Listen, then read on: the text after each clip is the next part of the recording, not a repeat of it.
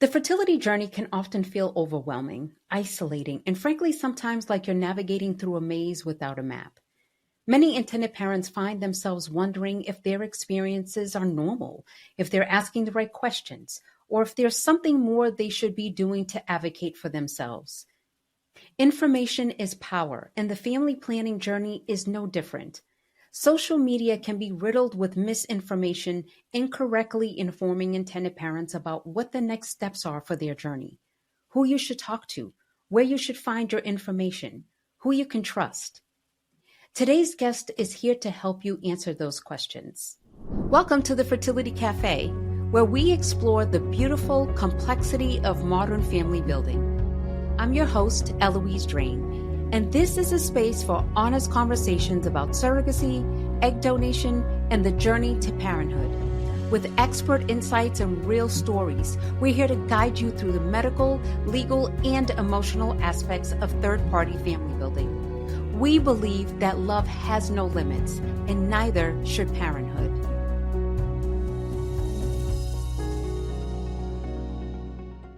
Welcome to Fertility Cafe. I'm your host, Eloise Drain. Today's episode, The Patient Experience in Fertility Care, Advocating for Better Support, will explore how patients can better navigate their fertility journey, advocate for themselves, and find the support they need. We'll discuss practical strategies, common challenges, and ways to build a strong support system throughout your fertility journey.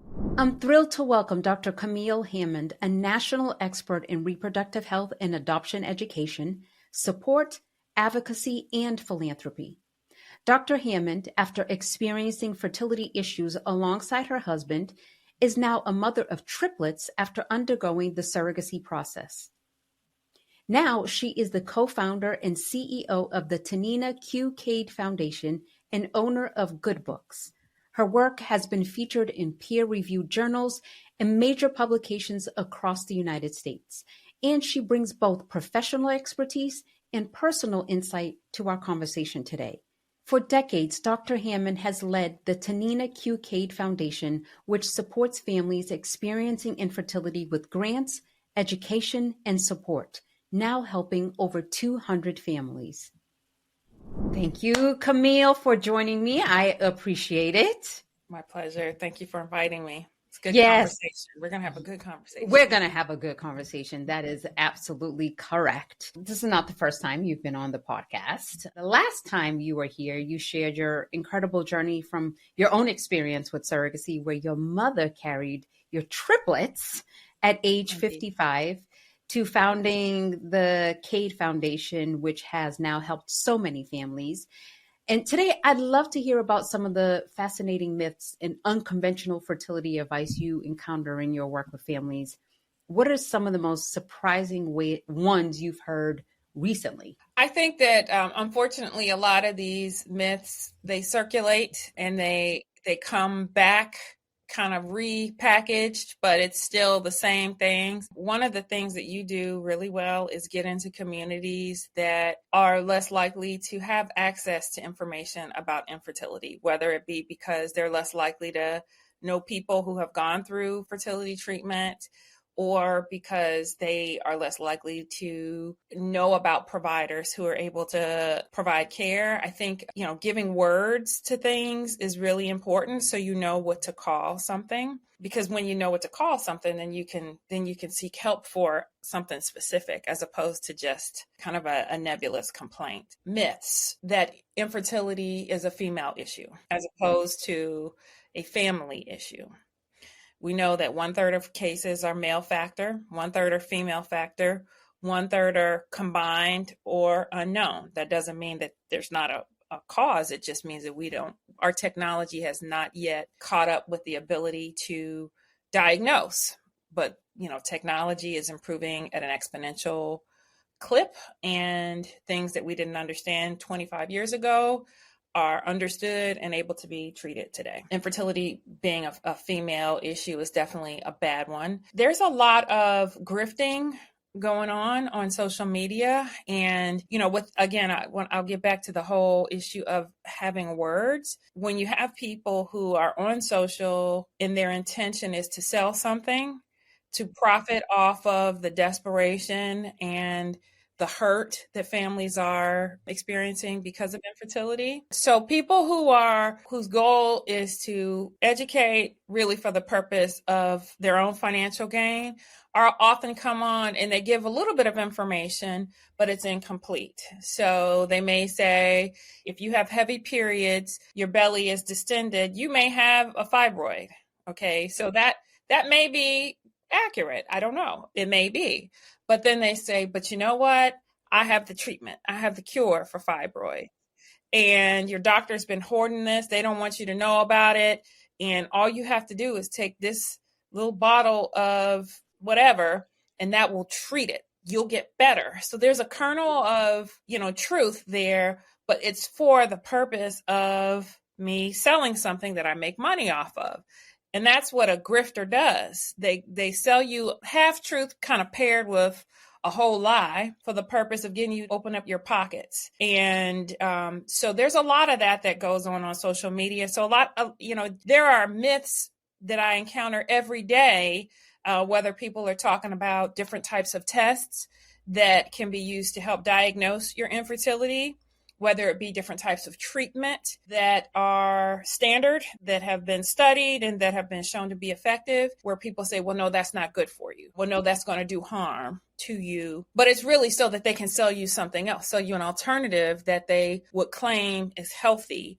Not to get too deep into an example, but there was a lot on a couple years ago about vaccines being harmful. COVID vaccine is harmful. You shouldn't take it. It's going to harm your fertility, quote unquote, cures and treatments that these grifters came up with, none of which did anything other than drain your bank account. But a lot of these same people are quick to go to the doctor when it comes to these GLPs, this weight loss. They were afraid of vaccines, but they are not scared of taking a shot to lose some weight. They're not as scared of taking a shot to get rid of some wrinkles, to deal with that skin. So really you can see you didn't have a problem with science. What you had a problem with was an area where you thought you could get in there, mislead people and profit. So it wasn't really a principled objection. It was a profit-focused objection. I mean, those are a couple of examples, but I think that it's just important, if you're watching this, to look at your source before you take someone's advice, and this includes me. Check their credentials. Do they have any experience? Are they trained? Did they get educated about this? And I don't mean me spending an hour on Facebook. That's not education. That's entertainment. What are their credentials? If they don't have any and they're telling you something that nobody knows, 9 times out of 10, they're just making that up. And 9.5 times out of 10, they're selling you something. So just be careful. And it's okay to be entertained. But before you take that to the bank, make sure that you've checked them. And I'm going to talk one more, just very briefly about something else that's really harmful. There are a lot of people that sell things that they say will give rejuvenate your eggs. Take this product, go on this cleanse so your egg quality can improve. Now let's think that through for just a second. A woman's eggs have been with her since she was in her mother's womb. So if you're 25 years old, your mom had a 9-month pregnancy, those eggs are 25 years and 9 months old. There is no reversing age. The only thing that you are doing when you take time off is getting older. And getting older in the reproductive health world does have consequences.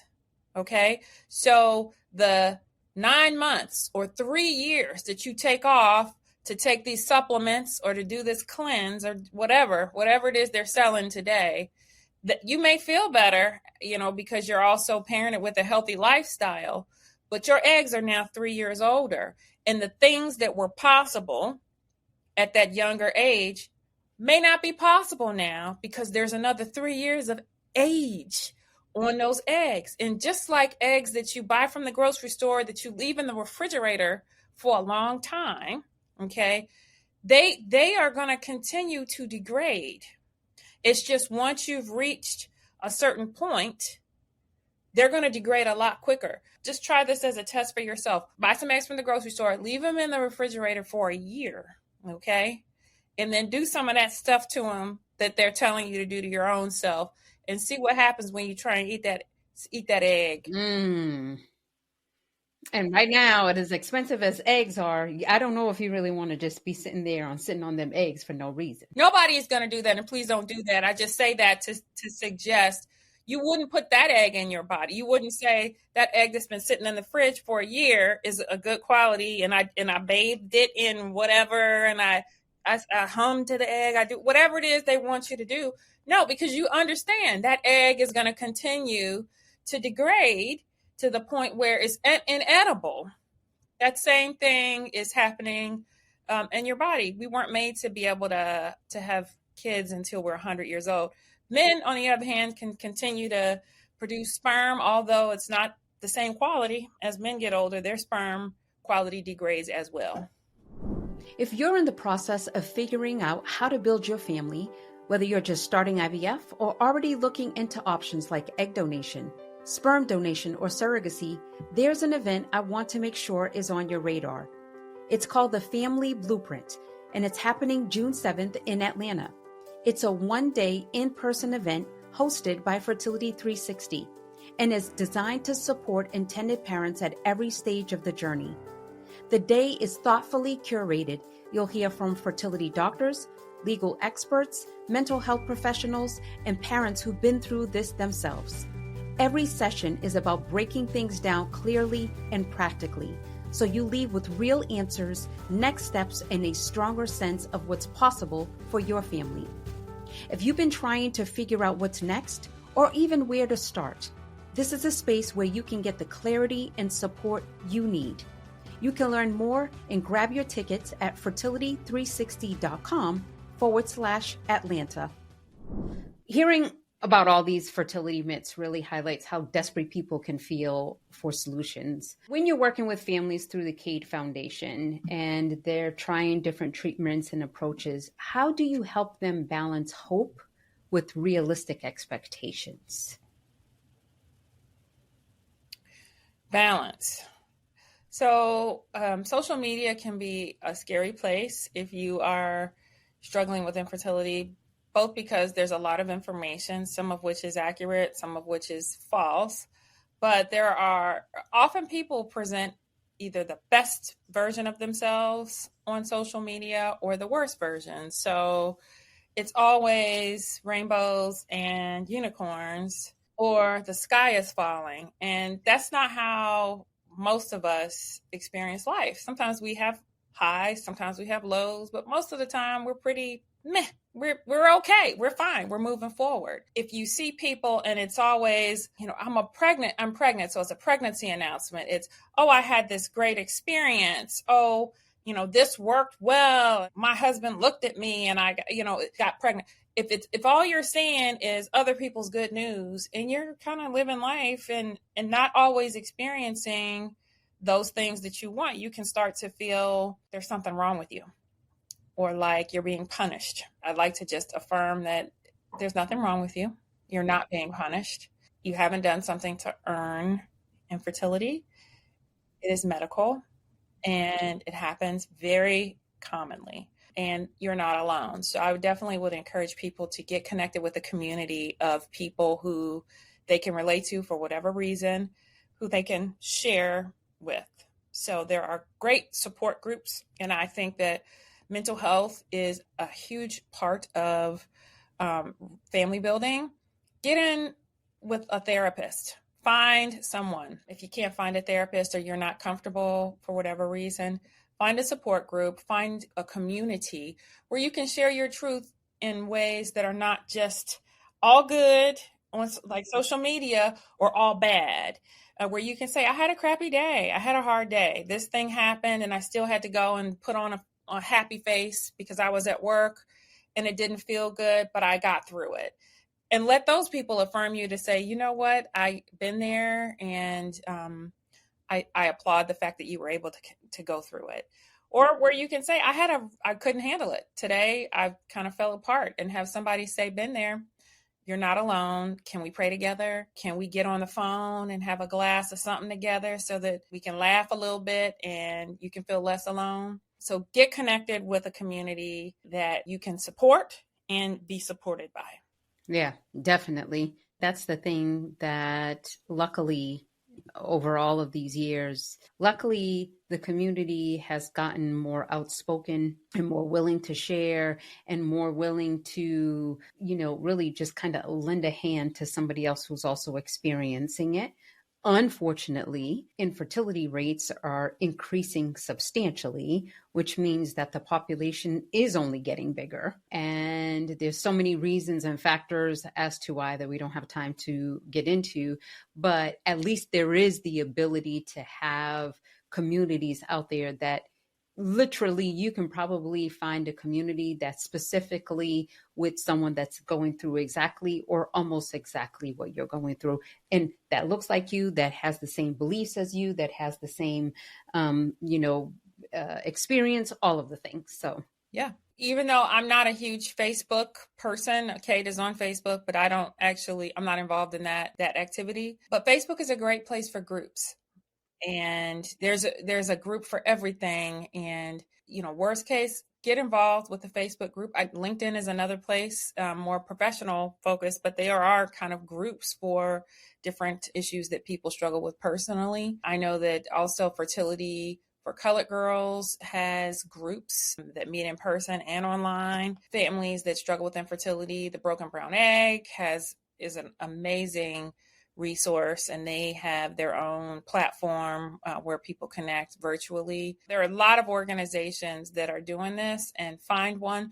It may be that your fertility clinic even has a group that meets locally right inside the clinic or at a local library or a local community place, community resource. If there's a group, if that's something that's available to you, take advantage of it. We are so much stronger together. They say if you do it alone, you can go fast, but if you do it in community, you can go far. And our goal for you, and I know Eloise, I'm speaking on behalf of you and me and so many else in this infertility world, is for you to overcome whatever that means for you. And it's hard to do that if you're keeping everything inside and you don't have a community that you can lean on for support. Yep, definitely. You've hosted hundreds of educational conferences for families over all these years. What are the most common communication barriers you see between patients and their care teams? So I know I've talked a lot about social media, but it's a really important part of the community, the reproductive health community. Patients on average spend many, many hours on TikTok, on Instagram, on Facebook, on Blue Sky, pick a platform. They spend lots and lots of hours learning about infertility and reproductive health before they get to the doctor's office. And the information that they learn may or may not be accurate, right? So if I spend 10 hours learning that all I have to do is take an apple a day and my infertility is going to be cured, when I actually go to the doctor and the doctor said, well, the apple is good, but that's not actually going to treat your infertility. This is the first time I've heard that an apple is not going to treat or cure my disease. But I've had 10 hours of exposure to the apple theory. Mm-hmm. And so I may actually think that the doctor doesn't know what they're talking about because what they're saying doesn't align with what I've already been kind of ingesting, I've been seeing. Because the algorithm will show you what you want. They're not necessarily going to show you what's accurate. But if all you search is apples and infertility, you're going to just get a lot of apple infertility content. So I think part of the problem is when people go in and they are seeing someone who's credentialed, who's experienced, they don't always understand how to weigh the information that they have seen online that does not align with what that healthcare provider is saying. And they may say, well, I didn't get along with my doctor. I didn't like them. But those may be ways of saying the information that the doctor shared didn't align with the information that I came in with, and therefore I don't trust them. They're not a credible source. And so, I think it's really, really important that when doctors and patients are talking to each other, that they come at it with respect and appreciation. So that also means doctors don't talk down to your patients, don't talk to them and say things like, you don't know what you're talking about. That's not going to make somebody feel good, and it's definitely not going to make them want to hear what you say. But patients don't go into your physician's office saying, well, I heard this on TikTok. TikTok doesn't have an MD. It doesn't have any kind of medical training. It's not seeing patients. And the grifters are strong. The grift game is strong on social media. Don't miss out on people who actually can help you because you're listening to your sources are wrong. You don't have credible sources. I think that it's good for doctors to learn how to use social media to better communicate with patients, because if the only people out here sharing information are people who don't have that background, that clinical expertise, then you can't get mad when patients are coming in and they don't have any of the information that you want them to have. You haven't been a part of the community that's out here actively sharing. So I think it's really good for doctors to get active and engaged in social media so that they can have that information that's also a part of everything that patients are getting exposed to. And I say doctor, I mean everybody who's a part of this world: doctors, embryologists, nurses, physical therapists, mental health providers, people who were actually credentialed, trained, who have a commitment to being a part of this community, and they've done the work so that they know what they're talking about. And I also think it's important too that, and I understand obviously there's not enough time in the day and you're trying to see a lot of patients, whether it's, an RE or mental health or whatever, but we have to take the time and stop and take the time to educate the patients. Absolutely. Because if they keep going to the TikToks or the social medias or whatever, because they're looking to be educated. Yes. And the people that are in this field as the experts need to take time to educate. You can't just jump right into it and say, okay, here's your problem. This is how much it's going to cost. And this is what we need to do. And that's that. People need to be educated so that they have a comfortability level of, well, what is it that I'm getting myself into? That's correct. I completely agree. And I think sometimes that means healthcare providers learning new words. There are trends that happen naturally on social media.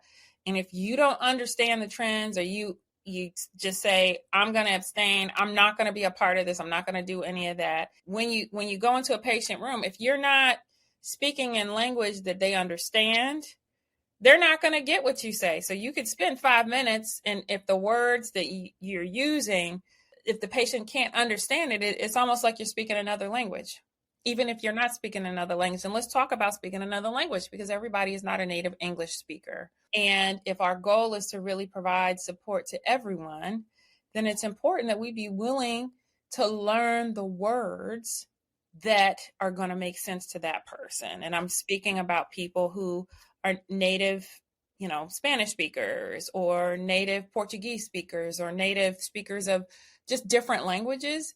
I think it's kind, and I think it is thoughtful, but I think it is actually in alignment with giving good care to have at least someone on staff who can help, or, have a relationship with an agency or with an organization that can accurately translate.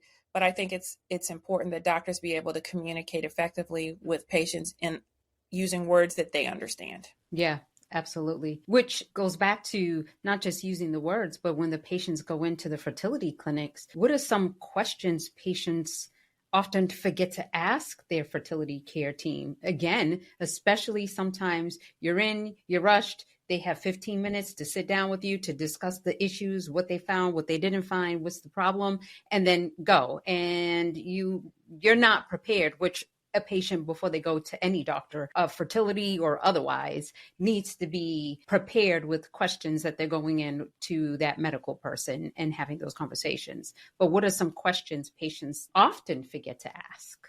Before we get to the questions, is if that is your medical information, you should walk out of that clinic with a printout of whatever was discussed. Okay. So if there were labs that were discussed, if there were imaging tests that were reviewed, you need to walk out with that information so that you can go back and look at it, because even if the doctor is using the words, or the nurse or whoever, the health team member is using words that you understand, you may not mentally be in a place where you can receive what they're saying. You may be, maybe something was not what you expected, and you're stuck on that, like your ovary, you're not ovulating. Okay, I didn't hear anything that you said after that, because I thought nothing was wrong. And now I've gotten hit with some new information that really rocks perhaps my esteem, my sense of who I am. If I have all of the information, I can go back at a later point to look at the lab work so that I can see, okay, this is why the doctor said that, and what's the next step. So that's very important. You should have your own file that includes all the information from your doctor visits. So we talked a little bit about myths in the beginning. The myth that infertility is a female issue and not a family issue. I think that it's important that if you're in a two-person relationship and it's a man and a woman, there's no reason for the doctor to start expensive, invasive testing on the female partner before the man submits a semen specimen for an analysis. It's cheap. I mean, you might spend $100 out of pocket to get his semen tested. And if that is the issue, the treatment is a lot cheaper and definitely less invasive than if it's a female issue. And you may also need to get both. The male testing should be done at the beginning, not after you've already, had 11 blood draws, 5 imaging exams, and that's out of order. It happens at the same time at the beginning. Other questions? Well, I think that it's important that you look at family history. You be prepared to talk about family history. And that may mean that you have to actually ask your parents some questions. And if you come from a family where people don't talk about health, that may be hard. But going into this, I think it's important that you just prepare yourself that regardless to whether you talk about it or don't talk about it, it's going to be hard. So you might as well ask the questions. And for those things that are inherited, you may find that a conversation with a family member will give you a lot of information that may inform what is happening with you. You may be that much farther along. Those are hallmarks of polycystic ovary syndrome. And everybody has irregular periods. It's not unusual for you to have a period that comes once every 6 months, and for that period to last 30 days, and for it to feel like you have a crime scene when you have a period. Well, those are all symptoms of polycystic ovary syndrome. And if that's what your mama had and your grandma had and your auntie had, it might be what you have also. And so what you want to do is start to have those conversations before you get to the doctor's office, so that when you have that 10 minutes with the healthcare provider and they're asking you questions, it's not, I don't know. You've already done what you had to do. Yep. So that could, put you that much farther along. Yeah. How can patients effectively communicate their concerns when they feel rushed or overwhelmed during appointments, especially given with, asking questions and so on and so forth? And we know that PCOS, which you were just sharing, is one of the most misdiagnosed issues out there. How can someone communicate, when they are feeling rushed and need to have this understanding, given that, yes, actually I did go and ask my mom, and come to find out it was my mom, it was my aunties, my cousins have these issues, and I just thought it was only me this whole time. One thing you can do is write your questions down ahead of time, and that will help keep you focused. So instead of talking about the weather and the fact that the Eagles won the football game, you get right to business. And you're saying, I have these 5 questions. I know you don't have a lot of time, but I'd like to go through my lab work, and I'd like to talk about these 5 things, so that the doctor, has a natural place to start with you, but also you don't walk out of the room after 15 minutes and you guys have talked about things that, quite frankly, are not related to what you came there to talk with them about. You've wasted 6 minutes talking about these other things, and then doggone it, you get to the car and you think, I really wanted to know about X, Y, and Z. So write the questions down, talk with your partner before you go into the room. So often couples don't talk. It's one person who's kind of leading the effort and another person that's going along. But that other person who's gone along may have questions. They may actually feel more comfortable speaking up. They may have needs that go unaddressed. So talk with your partner about your questions, your concerns, your fears, write everything down, and then take that in so that you can have a really meaningful conversation with your healthcare provider. What do you recommend for patients to keep track of their treatment plans and make informed decisions? And I know one thing you already stated was making sure that every test, everything that is done, that you have a copy of your own records that Absolutely. you're taking with you. And that way you can take that with you wherever you go, whatever doctor you see. You don't have to start from the beginning every single time. Is there anything that you would recommend? What else can they do? There are apps, that you can load your information. And some of these apps, I'm sure, use AI where they will talk back to you and let you know, well, this was abnormal, or, that's something that should be flagged. I think for some people, it's helpful to have almost like a quarterback that helps you keep all the information. And these people are called fertility coaches. For some people, it may be helpful to have someone who is not you, is not your partner, who can help you keep track of everything and provide recommendations about where to go further. Usually there is one person, if you're having fertility treatment, there's one case manager who's been assigned to you from the care team who would serve in that role as well. I would just say you are your best advocate. And remember that nobody is as invested in your family building as you. And if for whatever reason something doesn't feel right, don't be afraid to pivot and to say, you know what, this is no longer serving me. I'm going to go there. I'm going to go someplace else. You deserve to be treated with respect. Your dignity should be honored. No one should make you feel bad. No one should make jokes at your expense. I mean, these are things hopefully that most people don't experience, but I know that there have been times where people would stay at a place where they did not feel like they were being treated well out of a sense of loyalty. There's no loyalty here. This is getting a car. If the car doesn't work, we get a new one. If the doctor or the care team is not giving you what you need, you get a new one. That said, remember, your fertility doctor is not your friend. They are your care provider. And that may make a decision to say, you know what, I feel like I'm getting excellent care. I don't like their bedside manner. So I've got to make a decision.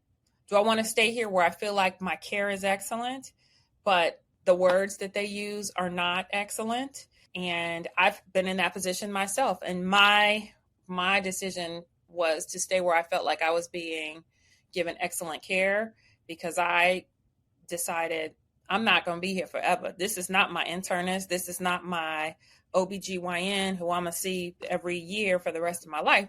This is hopefully someone who I'm going to see while I have a need.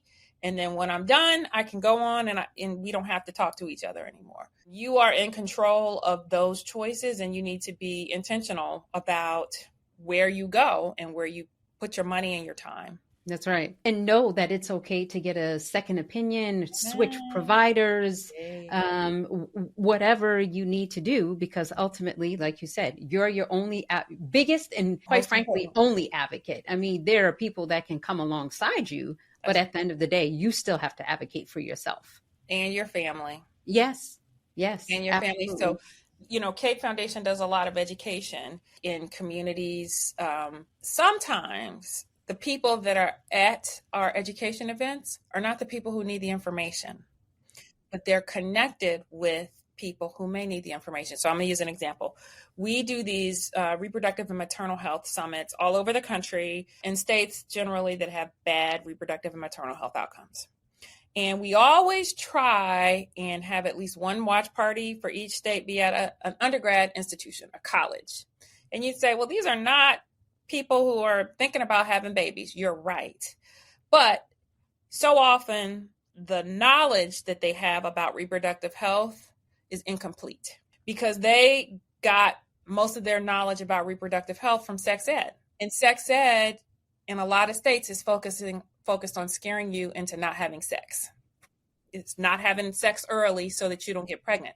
It's not focused on educating you about anatomy, about pathophysiology. So when things are not quote unquote normal, so fibroids, endometriosis, polycystic ovary syndrome, those are not part of the traditional sex ed curriculum because, again, those have nothing to do with making babies. They have everything to do with just understanding what's going on in your body, knowing what's normal, what's not normal. We talk to college students just as part of our summits so that they understand biology, reproductive health biology. They understand anatomy. They understand what's normal and not normal so that when they get older and they are at a point where they're ready to build their families, or they start communication with a family member, a friend, someone else who's part of their village about reproductive health, and they share something that's not right, they can say, wait a second, that's not right. You shouldn't be bleeding for 30 days. I understand that that's something that happens in our family, but I learned that that's not normal because you may be actually experiencing something abnormal, but because of the mythology in your family around it always being this way, you think that it's normal. So yeah, it's important that, at least for Cade Foundation, we try and have a good cross section of people, both who can use the knowledge that is shared as well as share the knowledge that is shared. I couldn't agree more. And I think that is one of our biggest issues. I mean, for so many years, I would have conversations with, potential parents that come to us and where they might need to now work with an egg donor or a surrogate or whatever. And I can't tell you how many times someone would say, I wish somebody told me this beforehand. I wish somebody, had just told me. I wish, I knew this information a long time ago so that I could have pre-planned ahead of time. No one has shared any of this information with me before. And it's like, why? We have the most technology we've ever had in lifetimes. And, we're on social media half the time for nonsense. And it's just like the real significant things that we need to be talking about and that we need to be educating people about so that they know 1 in 6 people are currently having infertility treatment or issues right now. Not to mention, we are at a decline in fertility care right now and having infertility rates at a rapid rate. It's just like no one is discussing it. It's just disregarded. And it's just like, let's wake up, because eventually it's not just about our generation or my children's generation. Now it's going to be about my grandson's generation or his children's generation, unless we start actually taking action right now to make sure that we're informing, like, this is what you need to know. This is the things that they're not educating you in school about that you need to be aware of right now, because it's not just about you getting pregnant right now or not getting pregnant right now. It's about later on when you're 30 years old or, 20, 30, 40, whatever, when you do start thinking about getting pregnant and already knowing what you need to be doing and have done previous to that. Amen. And I will just also add, it's bigger than babies. Yeah. Oh, God, yeah. So your reproductive health is your reproductive health, even if you never want to have a child. Mm-hmm. Fibroids are still causing harm, even if you don't want to have a baby. Mm-hmm. Independent of your ability to get pregnant and stay pregnant, nobody wants to, the symptoms, and they can be treated. So pay attention, get the support, plug in for care, plug in for support. But when you have opportunities to learn, take those opportunities, because the person who benefits the most may be you right now, maybe future you, but it may also be a person that you care about. That's right. So just switching gears real quick, Cade Foundation obviously provides grants to families, and there's so many people who need assistance financially to be able to complete their families, and there's just not enough assistance out there via insurance or whatever the case might be. What resources do you recommend for staying informed about fertility treatment financing or options that people can have that so that they can go and seek treatment? I think that the biggest resource that anybody can have access to is a state mandate requiring insurance companies cover the cost of fertility diagnosis and treatment. And I can tell you right now, Eloise, I know that you're based in Georgia. There are 3 bills that have been proposed for this cycle that would impact reproductive health and insurance coverage. And if you live in a state where there is no mandate in place, you need to figure out who it is that represents you and talk with them about the fact that that is a gap and that is an area where they can create a law that would ensure families with infertility don't have to come out of pocket for the money for fertility treatment, diagnosis. Even if you decide I'm not going to have fertility care, if that's your business, but you should still know what's going on with your body. You should still understand at least what the issues are. So legislation and policy, number 1. Number 2, there are a lot of organizations, well, not enough, but there are some organizations like Cade Foundation that do offer grants for fertility treatment and adoption or adoption. I know that for Cade Foundation, if you go to cadefoundation.org/grants, you can learn about our 3 grants that we have. And if you go to cadefoundation.org/resources, you can learn about another 40 or 50 that are offered by other organizations that provide grants for fertility treatment or adoption. You can always Google fertility treatment grants, adoption grants, and the resources change. This is a hard economy, not just for people who are working in government or working in the private sector, working in the nonprofit sector. There's less money that's going around, and unfortunately, a lot of charities are going under, and I hate to say that. So go to credible sources to look up the resources that are available because they may change from year to year. Another thing that's important is your clinic, if you decide to have fertility treatment, may have a sliding scale based on income. They also may have some grants that they support that are really specifically for that clinic. And if you talk to your financial counselor to say, do you guys have any grants, or can you share about grants? They may have a website. They may have a page on their website where they can direct you to these 18 grants. I know some clinics have a matching program where if you get a grant, you will automatically get a percentage off of the cost of care. So if you get a grant for $10,000 and they give you another, 25% off, if it's a $20,000 treatment, well, that's $12,500 off the top that has been deducted because of the grant and the matching. Some have money set aside or grants for military, active duty, and veteran. So I would have a really good direct conversation with my financial services person to say, what money or what resources do you have available that may be able to benefit me? I am an EMS worker, public service grants and discounts that are available. I'm an EMS worker. I'm a veteran. I live in the state of Ohio. There may be money set aside for someone just like you. And if you don't ask, they may not think to tell because they're seeing 1,000 people every day and you've got 5 minutes in that chair. And, we talked about writing down these questions ahead of time. Use that time effectively. If you've got your 5 minutes and you've got your 5 questions, you don't get out of that chair until you've asked your 5 questions. And got responses for them. And you may have to say, you know what, I'm not even worried about the Super Bowl. Let's talk about these questions that the time can be used most effectively. That's right. What do you think is the most overlooked aspect of self-advocacy and fertility care? Shame, fear. We stop talking because we're embarrassed of what somebody else is going to think. And I encourage you to don't do that.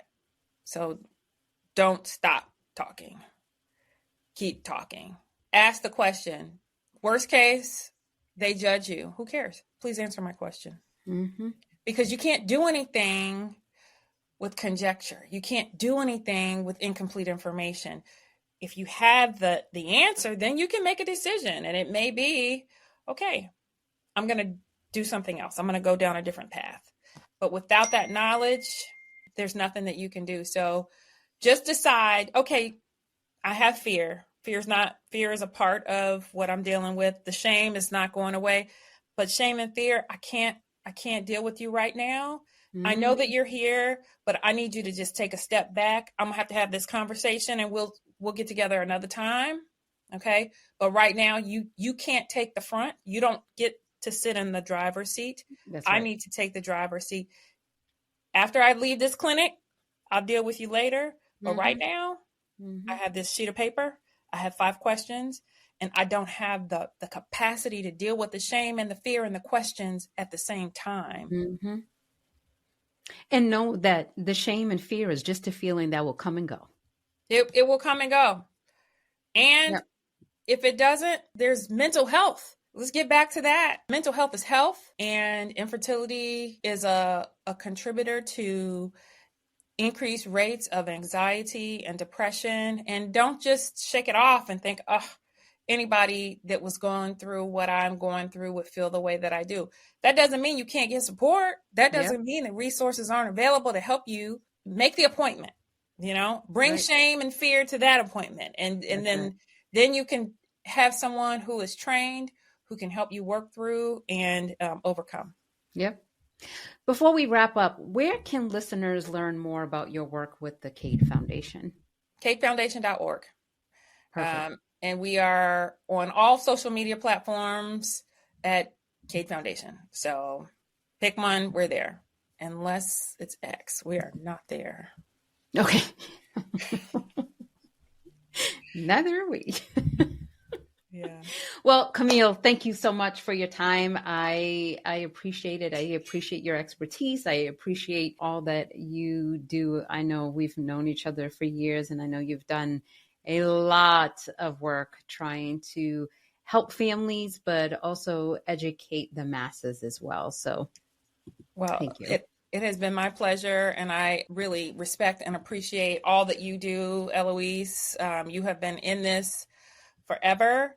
And, you're doing the hard work. You're asking the hard questions, both at the local level and at the national level. Eloise looks gentle and kind, but I'm going to tell you what, she plays no games. She speaks truth to power, and she's not afraid to say, that's not right. That's not accurate. And you need to do better. And I appreciate you for being willing to do that. So thank you. Oh, thank you. Thank you. I appreciate it. It was great having you. Yes. Igual. I'm speaking Spanish. There you go. Look at that. Look at me. Oh! All right. Take care. Thank you so much, Eloise, and I'll talk to you. Okay. Bye. To our listeners, remember that you are your own best advocate on this fertility journey. If you would like to learn more about patient advocacy or connect with Camille, visit their website at Cade Foundation or visit our website at thefertilitycafe.com. where we'll have links to all of the resources mentioned in today's episode. You can also watch the full video version of this interview on our YouTube channel. Remember, love has no limits. Neither should parenthood. Thank you for joining us at the Fertility Cafe. If you found value in today's episode, please subscribe, leave a review, and share with someone who might benefit from this information. You can find show notes and resources from this episode in the description or visit thefertilitycafe.com for more information.